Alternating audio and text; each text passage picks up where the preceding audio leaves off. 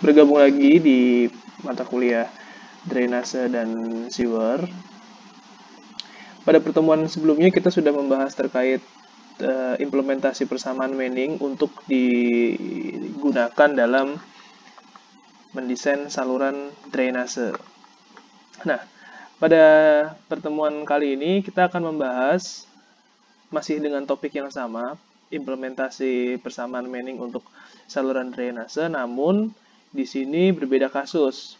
Berbeda kasusnya ini kasus ini lebih real, di mana data yang kita miliki salah satunya adalah data debit. Karena kita ketahui bersama, untuk suatu desain saluran drainase, data yang paling penting adalah data debit. Di mana sebelumnya kita ketahui untuk nilai debit atau Q sama dengan C dikali I dikali A.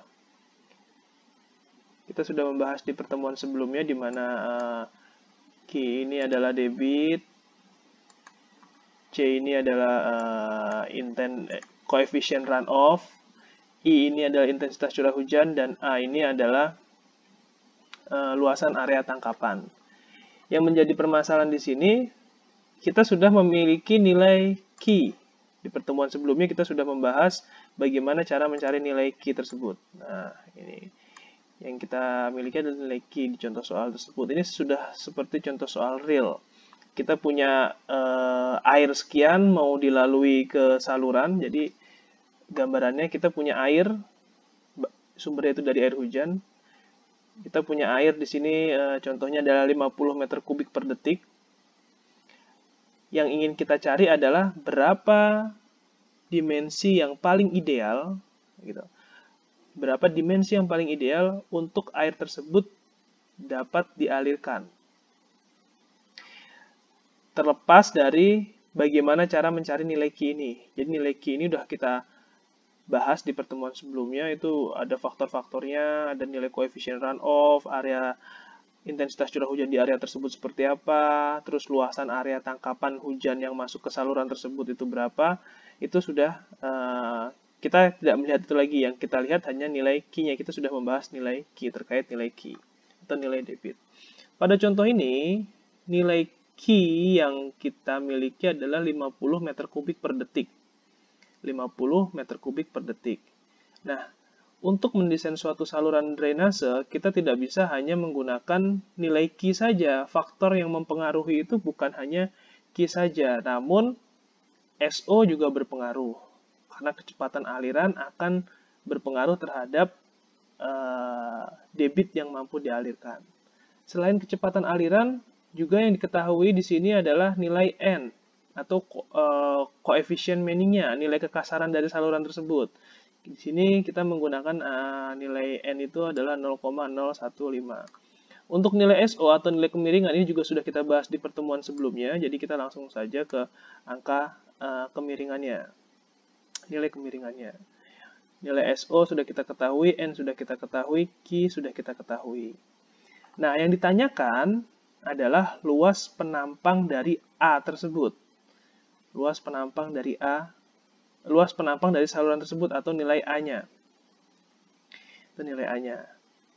Nah, ini bisa kita cari dengan menggunakan bentuk bentuk penampang ekonomis. Bentuk penampang ekonomis kemarin ini ya. Bentuk penampang ekonomis itu yang kita bahas kemarin. Kalau kita punya saluran seperti ini, nilai Y, ini nilai Y atau ketinggian, ini nilai B sama dengan 2 kali Y. Nah, seperti itu. Itu adalah bentuk penampang ekonomis. Kemarin bentuk penampang ekonomis itu adalah bentuk penampang yang mampu mengalirkan air secara maksimal dengan luasan yang sama. Perbandingannya kalau bentuk salurannya 1:2, 2:1, dan lain sebagainya itu sudah kita bahas di pertemuan sebelumnya. Oke, jadi kita mengacu pada persamaan ini. Y itu untuk tinggi, B itu sama dengan 2 kali Y. Oleh karenanya, sebelum sana, tetap untuk mencari nilai A,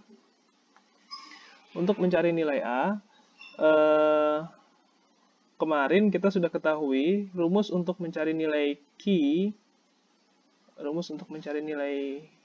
debit. Nilai debit itu rumusnya adalah Q sama dengan V dikali dengan A. V dikali dengan A.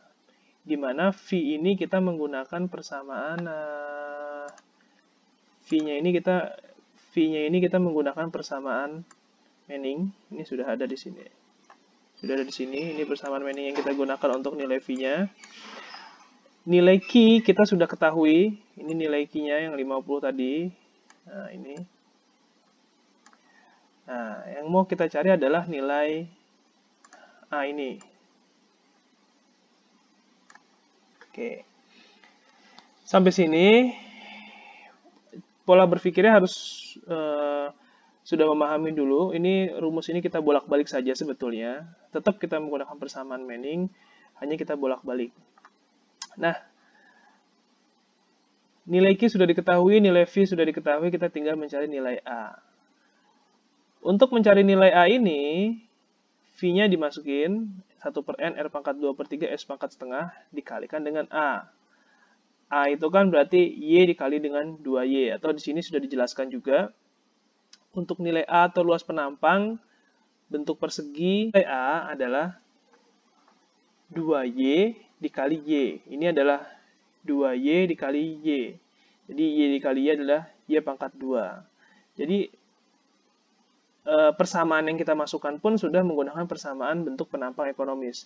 2Y pangkat 2. Untuk keliling permukaan basah. Ini kan ada keliling permukaan basah berarti 4Y. Ada Y, ada 2Y, ada Y. Jadinya ada berapa Y di situ? Ada 4. 1, 2, 3, 4. Jadi keliling basahnya menggunakan 4Y. R atau radius hidrolik. Nilai R di sini ada A per P. Jadi 2Y kuadrat per 4Y sama dengan Y per 2. Nah, tinggal dimasukin semuanya ke persamaan ini untuk mendapatkan Q sama dengan V kali A. Di sini teman-teman dicoba dari yang sudah dijelaskan tadi dengan contoh soal ini akan ketemu nilai berapa. Setelah ketemu itu nanti akan kita bahas bareng-bareng. Jadi ini coba teman-teman kerjakan dengan tadi masukan-masukan yang sudah saya berikan menggunakan angka-angka ini. Lalu ketemunya berapa? Itu pasti kelihatan. Jadi ketemunya itu adalah nilai A ini akan ketemu. Jadi saluran ini tuh tingginya berapa? Jadi saluran yang kita cari itu, ini kan luasannya A namanya. Ini berapa? Ini berapa? Nanti akan ketemu. Mungkin itu coba dikerjakan contoh soalnya. Nanti akan kita bahas bareng-bareng setelah teman-teman mengerjakan. Nanti kita akan evaluasi bareng-bareng dan nanti akan saya share juga untuk jawaban yang benarnya. Mungkin itu aja untuk penjelasan contoh real dari implementasi persamaan Manning untuk menghitung dimensi saluran. Wassalamualaikum warahmatullahi wabarakatuh.